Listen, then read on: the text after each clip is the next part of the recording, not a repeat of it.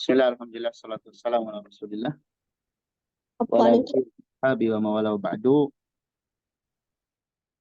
Alhamdulillah, kita lanjutkan kajian kita dari pembahasan Tauhid Al-Muyassar.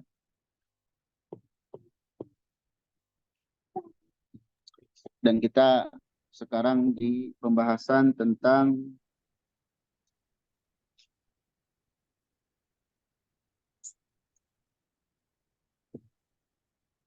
di halaman 52 ya.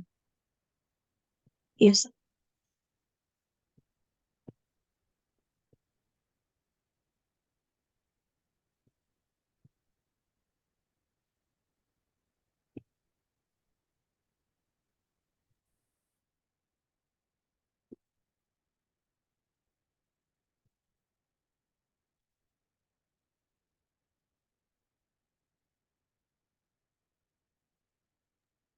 Baik, ada yang baca? Iya, insyaallah ana, Ustaz. Iya. Bismillah. Al-alaqatu bainal islami wal imani wal ihsani. Hubungan antara Islam, iman, dan ihsan. Awalan, idza dzukirat hadhihi al-umuru ats-tsalatsatu mujtami'atan, kana likulli wahidin minhuma ma'nan khasan. Yang pertama, jika ketiga hal ini disebutkan secara bersamaan, maka setiap salah satu dari ketiganya memiliki makna yang khusus. Al-awwal, fayaqsudu bil Islam, maka yang dimaksud dengan Islam adalah al-a'malu al-zahiratu, yaitu amal-amal yang zahir. Al-ba, wa yaqsudu bil iman, dan yang dimaksud dengan iman adalah al-umuru al-ghaibiyatu, yaitu perkara-perkara yang gaib.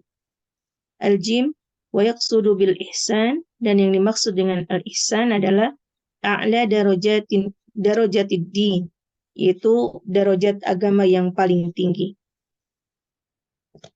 Sanian, idza faradat hadhihi al-umuru as-salasatu, jika dipisahkan ketiga hal ini, idza faradal Islam, jika Islam disebutkan sendiri, dakhala fihi al-iman, maka termasuk iman di dalamnya. Al-ba, idza faradal imanu, jika iman disebut sendirian, dakhala fihi al-Islam, maka Islam masuk juga padanya. Al-jim, idza faradal ihsan, jika ihsan disebutkan sendirian, dakhala fihi al-islamu wal imanu, maka masuk padanya makna Islam dan iman. Baik. Di sini hubungan antara Islam, iman, dan ihsan. Ini tingkatan agama. Hubungannya apa?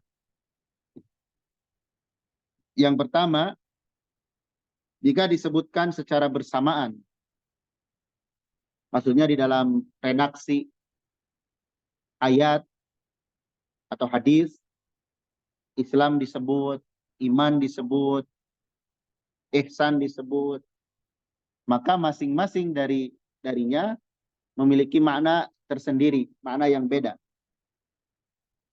Islam maksudnya amalan zahir, yakni rukun Islam, paling minimal.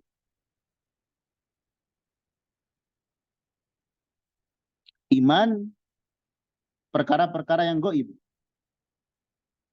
Karena masalah keimanan itu masalah kita melihat sesuatu yang tidak terlihat oleh panca indera kita. Di antaranya rukun iman yang 6. Adapun dimaksud dengan ihsan, nah ini tingkatan tertinggi dari agama. Penghias yang memperindah keislaman dan keimanan. Itu ihsan. Jadi jika disebut secara bersamaan memiliki arti yang beda. Islam itu amalan zahir, iman yaitu perkara-perkara yang gaib, ihsan itu tingkatan tertinggi agama.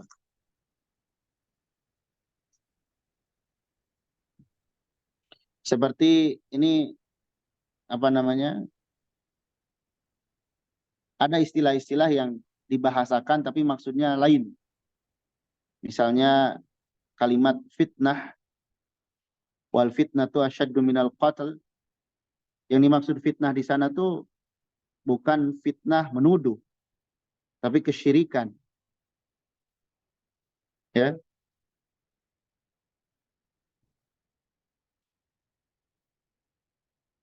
Kemudian kalimat ibadah sering dimaknai maksudnya adalah mentauhidkan Allah.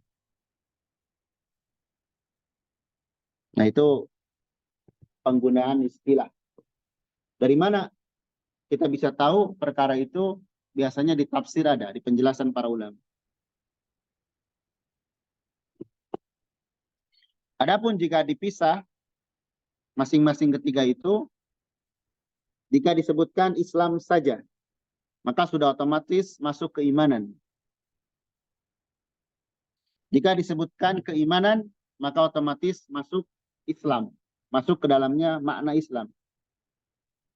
Dan jika disebut ihsan, masuk Islam dan iman.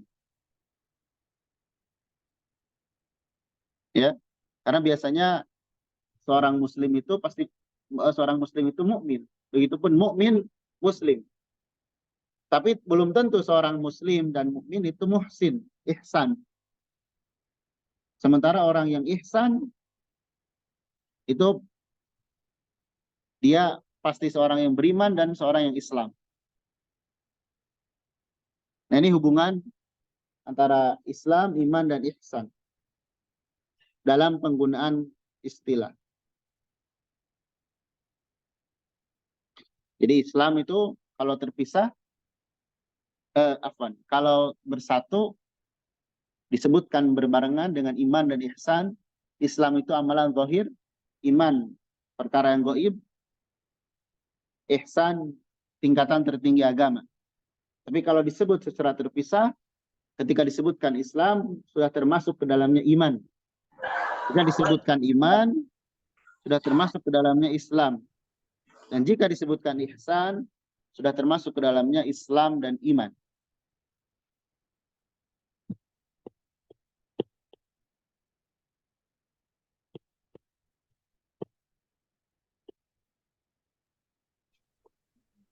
Baik. Selesai, selanjutnya kita masuk ke bab ibadah. Silakan. Al-ibadatu, ibadah, ta'rifuha, definisinya, lughatan, secara bahasa, at-tadhallulu wal khudu'u, menghinakan dan merendahkan diri. Syar'an, hiya ismun jami'un li kulli ma yuhibbuhu Allahu wa yardahu minal aqwali wal a'mali al-batinati wal zahirah. Makna secara syar'i dia adalah sebutan untuk seluruh perkara-perkara yang dicintai oleh Allah dan diridhoinya dari perkataan dan perbuatan baik yang batin maupun yang zahir.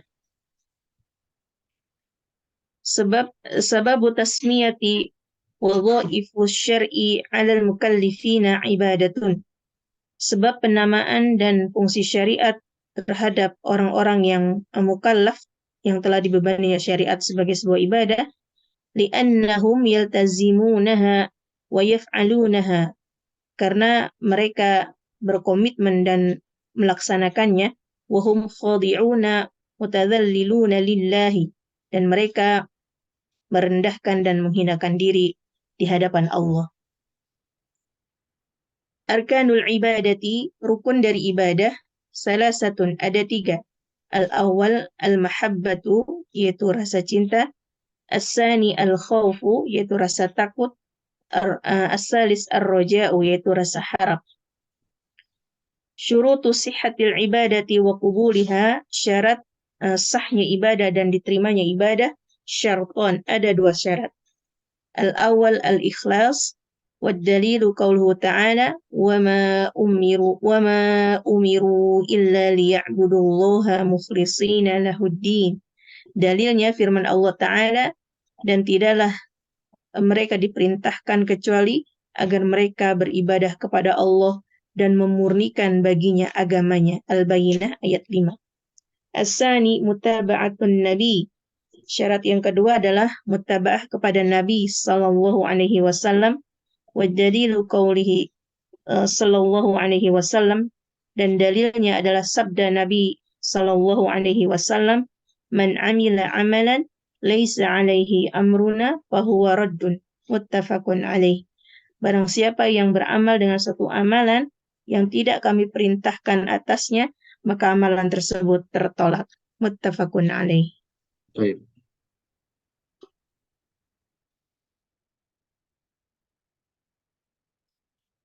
Ini ibadah ya. Ini harus kita berusaha memahaminya dengan benar. Karena ibadah ini tujuan utama kita diciptakan. Kita diciptakan ini untuk ibadah kepada Allah Subhanahu wa taala. Kalau kita belum ngerti apa itu ibadah, nanti gimana ngejalanin tugas kita ini? Ya. Kalau orang tidak paham tentang ibadah, maka hidupnya ya semaunya. Baik. Definisi ibadah adalah at-tadhallul wal khudu', menghinakan diri dan merendahkan. Orang yang menghinakan diri dan merendahkan diri biasanya lebih mudah diperintah, lebih mudah diarahkan. Tapi kalau orang yang merasa diri, nah itu sulit. Makanya inti dari ibadah itu ketundukan. Mau melaksanakan perintah Allah dan menjauhkan larangannya. Itu makna ibadah. Seperti seorang hamba sahaya, hamba. Kita ini hamba Allah. Seorang budak saja, dia akan turut apapun yang diinginkan majikannya. Kita ini hamba Allah. Sehingga apapun yang Allah inginkan, kita coba laksanakan. Semampu kita. Jangan merasa kita karena merasa hidup sudah baik-baik saja dan tidak sadar itu yang menjadikan hidup demikian itu Allah. Kadang ada orang yang merasa tidak perlu lagi ibadah. Ini bahaya. Ya. Ibadah itu harus tetap jalan bagaimanapun keadaan kehidupan kita. Mau senang, mau susah. Ya. Baik. Jadi ibadah itu menghinakan, merendahkan diri. Yang nanti akan berkonsekuensi mudah untuk turut kalau diperintah atau dilarang. Kalau memang kita sudah merendahkan diri di hadapan Allah. Cuman banyak orang yang lisannya mengatakan demikian, tapi kenyataannya dia berontak. Justru merasa terkekang dengan aturan-aturan Allah. Nah, ini menunjukkan penghambaan dia kepada Allah kurang. Jadi kalau kita ingin tahu seberapa besar kualitas pengabdian kita kepada Allah, lihat seberapa kita ridho, mau, senang melaksanakan perintah dan menjauhkan larangan. Ya. Adapun menurut syariat, yang dimaksud dengan ibadah, ini definisi dari Syekhul Islam Ibnu Taimiyah rahimahullah di dalam kitabnya Al-Ubudiyah. Bahwasanya yang disebut dengan ibadah adalah sebuah sebutan yang mencakup terhadap segala sesuatu yang Allah cintai dan Allah sukai, Allah ridhoi. Berupa ucapan-ucapan, amalan-amalan. Baik yang batin tidak terlihat maupun yang zahir. Jadi setiap ada perkara yang memiliki nama, lalu perkara itu dicintai Allah dan diridhoi, maka itu merupakan ibadah. Contoh misalnya berakhlak, berbuat baik. Itu dicintai oleh Allah dan diridhoi, berkata yang baik, maka hal tersebut termasuk ibadah dan akan mendapat pahala jika dilakukan. Atau ibadah yang sudah jelas-jelas diperintahkan seperti sholat, zakat, saum, haji, dan selainnya. Jadi setiap sebutan yang mana sebutan tersebut bisa berbentuk ucapan. Misalnya sholat itu kan sebutan buat penamaan terhadap suatu ibadah yang dimulai dari takbiratul ihram diakhiri dengan salam, itu sholat. Sholat itu termasuk ibadah karena merupakan perkara yang diperintah dan dicintai oleh Allah. Sehingga dari makna ini ternyata cakupan ibadah itu sangat luas. Orang menyangka ibadah itu sebatas di masjid, di pengajian, ketika dia berada di pasar, di kantor, atau di tempat manapun, dia tidak merasa ada nilai-nilai ibadah yang bisa dia dapatkan dari kegiatannya itu. Ya, contoh misalkan seorang bekerja, baik itu sebagai ya dengan berbagai macam profesi. Kalau dia niatkan dia bekerja itu untuk menafkahi dirinya, keluarganya, maka aktivitas dia walaupun terlihat seperti ya perbuatan yang sifatnya duniawi, tapi itu bernilai ibadah.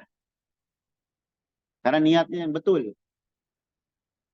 Tapi sebaliknya, perbuatan yang secara bentuk merupakan ibadah, tapi niatnya salah, maka tidak akan mendapatkan pahala. Orang sholat, zakat, haji, dan ibadah yang lain, tapi niatnya bukan karena Allah. Walaupun bentuknya dia betul melakukan ibadah itu, tapi tidak akan dapat apa-apa. Makanya nanti ada syarat dan rukun dari ibadah itu. Baik. Nah, itu definisi dari ibadah secara syariat.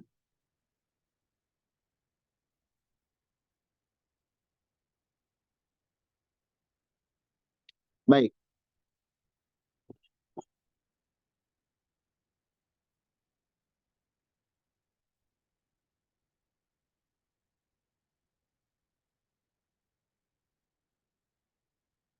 Lalu apa sebabnya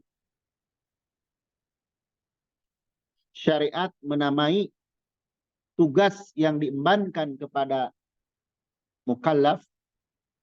Mukallaf itu ya kita, orang yang sudah mendapat beban syariat, harus beramal, udah balik. Kenapa disebut ibadah? Karena mereka komitmen melakukannya. Dan mereka dalam melakukannya itu dalam keadaan merendah dan menghinakan diri kepada Allah.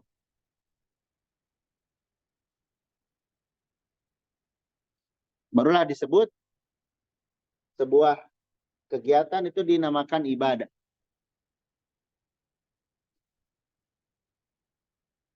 Menuntut ilmu ibadah. Karena Allah menyukainya, mencintainya, meridhoinya.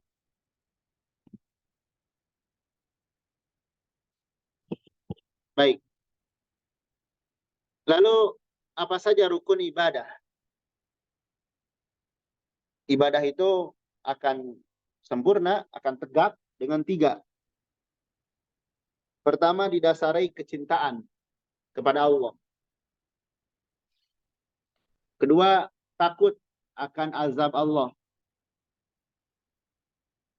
Ketiga, berharap pahala dari ibadah itu. Berharap surga. 3 hal ini harus ada. ketika kita melakukan ibadah apapun. Harus ada rasa cinta, rasa takut, dan rasa harap. Bagaimana caranya supaya tumbuh rasa cinta kita kepada Allah, sehingga kita ringan dalam ibadah? Caranya, ingat nikmat Allah. Ingat kebaikan-kebaikan Allah yang tidak terhingga kepada kita. Bahkan Allah Subhanahu wa taala lebih cinta kepada diri kita daripada diri kita mencintai diri kita sendiri. Allah itu lebih sayang kepada diri kita daripada sayangnya kita kepada diri kita sendiri. Ya. Sehingga kita saja, ya, kalau mendapat kebaikan dari manusia biasa, dari orang lain, diberi sesuatu, diberi bantuan, kita jadi respect kepada orang itu, jadi suka, jadi dekat. Apalagi Allah Subhanahu wa taala, tidak akan terhitung nilai-nilai nikmat-nikmatnya. Dari mulai nikmat hidup dan lain sebagainya. Dengan kita mengingat nikmat-nikmat itu, mestinya kita mencintai Allah. Ya, tidak mau membuat Allah murka, kecewa. Sehingga ketika kita melaksanakan ibadah dalam keadaan hati yang lapang, enjoy, tidak menjadikan ibadah itu sebagai beban. Ada orang yang merasa sholat, ngaji, nanti saum, itu beban buat hidupnya. Nah, ini diantara orang yang tidak mengenal siapa pemberi nikmat. Ya, padahal penting kita mengenal siapa pemberi nikmat agar tumbuh kecintaan kita kepadanya. Baik. Lalu ibadah juga ada khauf, ada takut. Takut tidak diterima. Takut tidak diterima. Kemudian takut jika ditinggalkan akan diazab. Jadi takut kalau ditinggalkan ibadah itu kita mendapat azab. Ya. Jadi takut tidak diterima, takut kalau meninggalkan akan diazab. Lalu roja, berharap ibadah kita ini diterima, menjadi pahala yang nanti kita akan dapati di akhirat kelak. Maka cek diri kita. Karena ada orang yang ya secara zahirnya terlihat sedang ibadah, tapi pada hakikatnya tidak. Apakah karena niat yang salah? Ya, nah ini hati-hati. Maka penulis juga membawakan syarat sahnya ibadah dan syarat diterimanya. Sebagaimana kita bekerja di dunia, misalnya kita bekerja sebagai penjahit atau arsitektur. Ya. Misalnya sudah ada SOP-nya, sudah ada aturannya. Kalau bikin baju tuh sekian senti dan sebagainya. Warnanya apa. Kalau kita sebagai seorang pegawai yang baik, tentu kita tidak akan mau dalam mengerjakan tugas itu berinovasi. Kita ingin sebagaimana arahan SOP yang berlaku. Karena kita tahu kalau kita berinovasi, hasil kerja kita nggak akan diterima. Bukannya mendapat gaji, mendapat upah, malah dipecat, bahkan didenda. Nah, itu dalam perkara dunia. Seorang yang mengada-ngada dalam perkara dunia sudah berbahaya. Apalagi dia mengada-ngada terkait urusan akhirat. lebih celaka lagi. Naudzubillah. Ya. Jadi perkara dunia saja karya kita diterima kalau sesuai dengan SOP. Ibadah pun sama, harus sesuai dengan syaratnya. Yang pertama ikhlas. Ibadah yang kita lakukan ini hanya untuk Allah. Walaupun Allah nggak butuh ibadah kita. Tapi kita melakukan ibadah ini tanda bersyukur kita kepada Allah.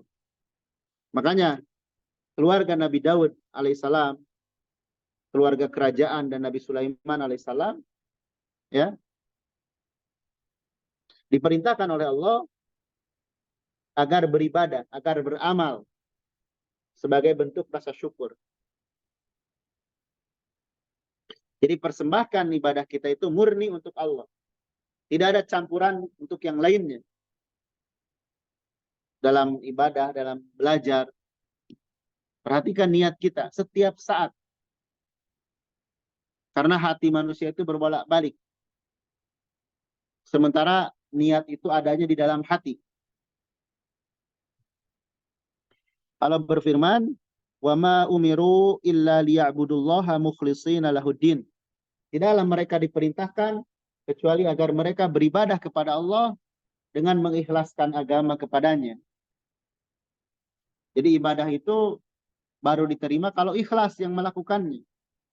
Kalau tidak ikhlas, sebanyak apapun nggak diterima. Jadi Allah itu bukan melihat kuantitas dulu, tapi melihat kualitasnya. Ya, banyak orang yang beramal tapi niatnya salah. Nggak akan diterima amalan itu. Sebanyak apapun itu. Baik.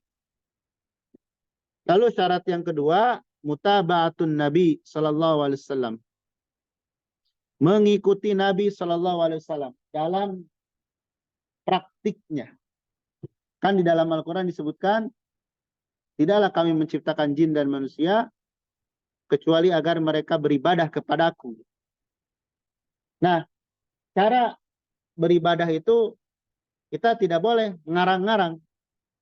Tapi harus ada yang mencontohkan, yang kemudian kita ikut kepadanya.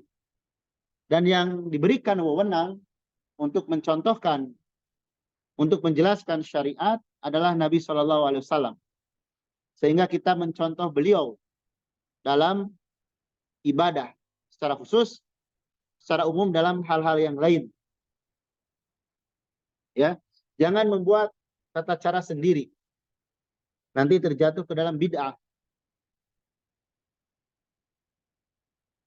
Dalilnya sabda Nabi SAW, barang siapa yang mengerjakan amal tidak ada perintahnya, maka amalan tersebut ditolak.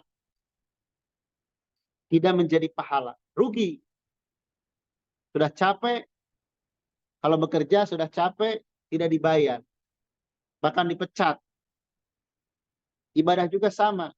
Udah capek, bukannya dapat pahala, tapi malah diazab. Karena tidak mengikuti Nabi SAW.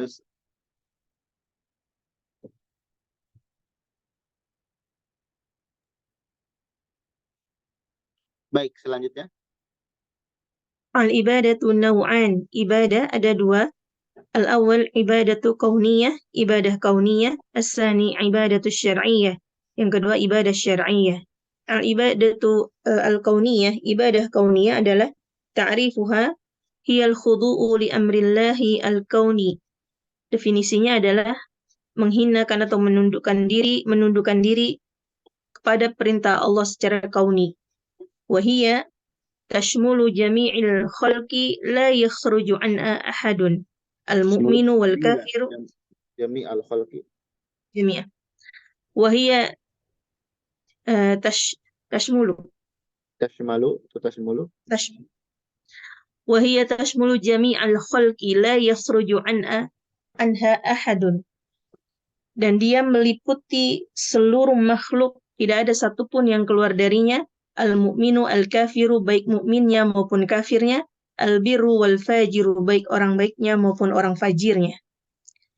Daliluha qauluhu ta'ala, dalilnya firman Allah Ta'ala, In kullu man fis samawati wal ardi illa atir rahmani abada. Dan tidak ada seorang pun di langit dan di bumi melainkan akan datang kepada Allah sebagai seorang hamba. Surat Maryam ayat 39. Al-ibadatu syar'iyyah, ibadah syar'iyyah, ta'rifuha, definisinya adalah hiyal khudu'u li amrillahi ta'ala asy-syar'i, adalah menundukkan diri kepada perintah Allah yang syar'i. Wahia khasatun biman ata'allaha wattaba'a ma ja'at bihi rusulu. Dan dia secara khusus bagi orang yang taat kepada Allah dan mengikuti apa yang datang kepada Rasulullah, kepada Rasul-Rasul. Daliluha qauluhu ta'ala, dalilnya firman Allah Ta'ala, wa ibadur rahmanil ladzina yamshuna 'alal ardi haunan. Dan hamba Allah yang Maha Pengasih adalah orang-orang yang mereka berjalan di atas bumi dengan rendah hati. Surat Al-Furqan ayat 63. Baik. Ibadah itu banyak jenisnya ya. Di sini secara global ibadah dalam artian tunduk ada dua. Pertama, ibadatun kauniyah, ketundukan kauni. Kemudian yang kedua, ibadatun syar'iyyah, ketundukan terhadap syariat. Kauniyah itu terhadap aturan Allah yang berlaku untuk alam ini. Seperti kita dan orang kafir ini mencakup sama. Maksudnya gimana? Kalau seorang sudah waktunya mati, wafat, tidak ada perbedaannya antara orang kafir dan mukmin. Misalnya, ini karena orang mukmin bisa nawar. Enggak. Jadi, ketundukan yang sifatnya kauni terhadap aturan-aturan Allah. Sakit, meninggal, nah itu aturan-aturan kauni. Jadi definisinya al-khudu' li amrillahi al-kauni. Tunduk kepada aturan Allah yang sifatnya kauni. Kauni ini alam raya ini. Dan dia mencakup seluruh makhluk. Tidak dikecualikan satu orang pun. Baik itu mukmin, kafir, orang baik, orang durhaka, itu sama. Meninggal misalnya. Sakit, sehat. Nah, itu tidak pilih-pilih. Dan manusia tidak bisa menolak. Tidak bisa nawar akan hal ini. Baik.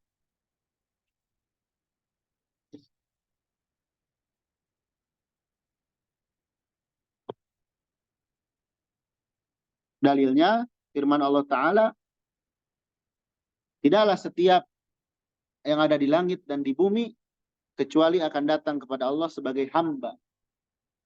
Semua yang ada di alam raya ini itu hamba Allah, budak Allah. Harus tunduk kepada aturan Allah. Aturan yang sifatnya kejadian-kejadian yang tadi disebutkan di alam raya ini. Ada juga ibadah syariah. Kalau ibadah syariah, yaitu ketundukan terhadap perintah Allah yang sifatnya syariat. Ada perintah, ada tata cara. Itu kalau ditunaikan namanya ibadah. Dan dia khosoh. Khusus biman atau Allah. Kepada orang yang taat kepada Allah. Dan mengikuti apa-apa yang dibawa oleh para rasul. Jadi ibadah syariah itu melaksanakan ibadah taat kepada Allah, mengikuti Rasulullah terhadap apa-apa yang diperintahkan oleh Allah. Allah menyuruh A, B, C, D di Al-Quran. Nabi menegaskan A, B, C, D sebagai amal yang harus dilakukan. Nah, kita ikuti. Itu ibadah syar'inya. Ibadah yang sifatnya dalam syariat. Dalilnya, wa ibadur rahmanil ladzina yamshuna 'alal ardi hauna. Hamba-hamba Ar-Rahman adalah orang yang berjalan di atas muka bumi dalam keadaan tawadhu.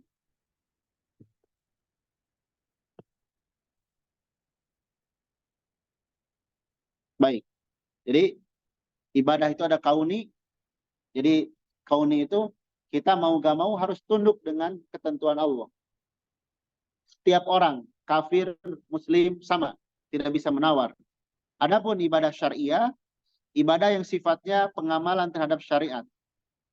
Nah, di sini khusus untuk orang yang taat kepada Allah. Orang kafir nggak mau melaksanakan ibadah syariah ini.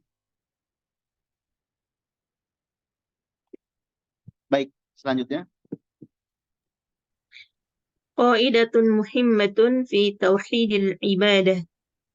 Kaidah yang sangat penting dalam tauhid ibadah. Nasul qaidah. Nas kaidahnya ayu fi'lin sabata annahu ibadatun fa in sarafahu Allah tauhidun wa sarafahu li ghairihi Iya. wa sarafahu li ghairihi syirkun. Nas kaidahnya, perbuatan apapun yang ditetapkan bahwasanya dia adalah ibadah, maka jika ditujukan kepada Allah disebut tauhid, dan jika dipalingkan kepada selain Allah disebut syirik wa tandid, dan membuat tandingan-tandingan bagi Allah. Iya. Terus? Dalilu hadhil qaidah, dalil qaidah ini, al-adillatu kasiratun minha. Dalil-dalilnya banyak diantaranya. Qauluhu ta'ala, wa'budullaha wa la tusyriku bihi syai'a. Beribadalah hanya kepada Allah dan janganlah kalian menyekutukan Allah dengan sesuatu apapun. Qauluhu ta'ala, wa qadha rabbuka alla ta'budu illa iyyah. Dan Rabbmu berwasiat bahwasanya janganlah kalian beribadah kecuali hanya kepadanya. Qauluhu ta'ala, firman Allah Ta'ala, qul ta'alau atlu ma harrama rabbukum alaikum. Katakanlah, wahai Muhammad, kemarilah aku bacakan apa-apa yang Rabb kalian haramkan kepada kalian. Alla tusyriku bihi syai'a. Janganlah kalian menyekutukannya dengan sesuatu apapun. Amsilatun, contohnya, ad-du'a ibadatun. Doa adalah ibadah. Sarafahu li ghairillahi syirkun. Jika doa dipalingkan kepada selain Allah, itu merupakan kesyirikan. Al-khawfu ibadatun. Rasa takut adalah ibadah. Sarafahu li ghairillahi syirkun. Jika dipalingkan kepada selain Allah, dia merupakan kesyirikan. Adzabhu ibadatun. Sarafahu li ghairillahi syirkun. Jika menyembelih adalah ibadah. Jika dipalingkan kepada selain Allah, itu merupakan kesyirikan. An-nadharu ibadatun. Nadhar adalah ibadah. Sarafahu li ghairillahi syirkun. Jika dipalingkan kepada selain Allah, dia merupakan kesyirikan. Baik. Jadi ada kaidah yang penting terkait tauhid ibadah atau tauhid uluhiyah. Kenapa dikatakan atau dihubungkan dengan tauhid? Karena inti dari tauhid itu ibadah, atau inti dari ibadah itu tauhid. Sama ya. Dan kita sedang membahas bab ibadah, sehingga perlu dibahas bab ini. Karena ibadah itu harus ditujukan kepada Allah. Tidak boleh bercampur dengan tujuan-tujuan yang lain. Ya. Karena kalau ibadah itu bercampur dengan tujuan-tujuan yang lain, niatnya nggak benar, maka tidak akan diterima, bahkan jadi siksa bagi kita. Kaidahnya apa? fi'lun. Sebuah pekerjaan sabata anahu ibadah yang telah tetap bahwasanya dia disebut ibadah. Jadi kalau ada perbuatan disebut dengan ibadah, fa'in sarafahu lillah tauhidun. Jika dia ditujukan, dipalingkan untuk Allah, maka dia disebut tauhid. Berarti benar. Dan jika dipalingkan kepada selain Allah, maka syirik dan membuat tandingan. Maksudnya apa? Terkadang seorang itu ibadah kepada Allah, tapi masih percaya kepada orang lain. Nah itu jangan demikian. Kalau sudah ditetapkan oleh syariat itu ibadah, serahkan hanya kepada Allah. Jangan kepada selain Allah. Karena masih ada. Kepada Allah percaya, kepada selain Allah berharap. Nah itu nggak boleh. Ya. Karena jangan sampai kita bercampur dengan kemusyrikan. Allah menyatakan, alladzina amanu walam yalbisu imanahum bidzulmin. Orang beriman dan tidak mencampuri keimanan mereka dengan kezaliman, yakni kesyirikan. Kita berusaha gimana keimanan kita ini, tauhid kita ini, ibadah kita ini tidak bercampur dengan syirik. Yang mana kata Ibnu Abbas radhiyallahu anhu, kemusyrikan itu lebih samar daripada semut hitam yang berjalan di tengah kegelapan malam. Samar kesyirikan ini. Kalau kita tidak belajar, bisa-bisa kita terjatuh ke dalam. Makanya penting terus belajar tentang akidah ini. Agar kita tahu bagaimana hakikat dari tauhid dan hakikat dari syirik. Baik, dalil-dalilnya banyak. Seperti firman Allah, beribadahlah kepada Allah, jangan menyekutukannya. Allah telah mewajibkan, mewasiatkan agar tidak beribadah kecuali hanya kepada Allah. Jangan ibadah kecuali hanya kepada Allah. Tidak boleh kepada selain Allah. Kemudian di antara wasiat Allah, Allah akan sebutkan apa yang diharamkan. Yang pertama adalah jangan engkau menyekutukan Allah dengan suatu apapun. Jadi sembahlah Allah, tapi ingat, jangan sambil menyekutukannya. Karena banyak orang yang sholat, puasa, tapi di lain kesempatan dia memohon kepada Allah. Nah ini bercampur dengan kesyirikan. Tidak boleh. Baik, contoh, berdoa itu ibadah, rasa takut ibadah, menyembelih ibadah, bernadar ibadah. Tapi kalau kita tujukan, palingkan, serahkan, semua itu kepada selain Allah, maka yang tadinya berdoa itu merupakan ibadah, tapi karena tujuannya salah, malah jadi syirik. Misal kita minta kesembuhan, minta rizki, dan lain sebagainya kepada Allah. Tapi di waktu yang bersamaan kita juga minta kepada penghuni kubur misalnya. Nah, ini syirik namanya. Kan saya mintanya ke Allah. Iya, betul. Tapi kamu caranya keliru. Takut misalnya. Kepada Allah takut. Oleh Allah takut. Tapi takut juga oleh yang lainnya. Ya. Menyembelih. Misalkan berkurban. Akikah. Tapi di waktu yang lain dia mempersembahkan sembelihan untuk jin. Nah, itu musyrik. Atau bernadar terhadap sesuatu, dia niatkan untuk berhala atau yang lain. Jadi ibadah itu harus semata-mata diserahkan, ditujukan hanya kepada Allah. Jangan sebagian ditujukan kepada Allah, sebagian lagi ditujukan kepada selain Allah. Itu musyrik.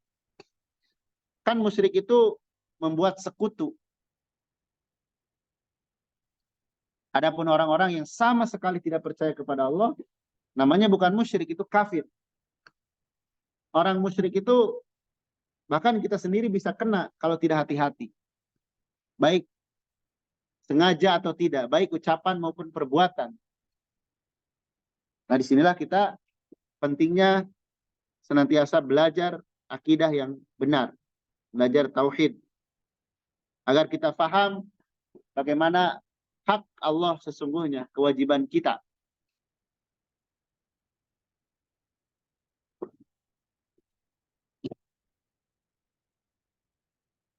Baik, anak kira cukup ya pembahasan kita pada pagi hari ini. Kurang lebihnya mohon maaf. Semoga yang sedikit ini bermanfaat. Barakallahu fikum. Subhanakallahumma bihamdik. Asyhadu an la ilaha illa anta wa astaghfiruka wa atubu ilaik.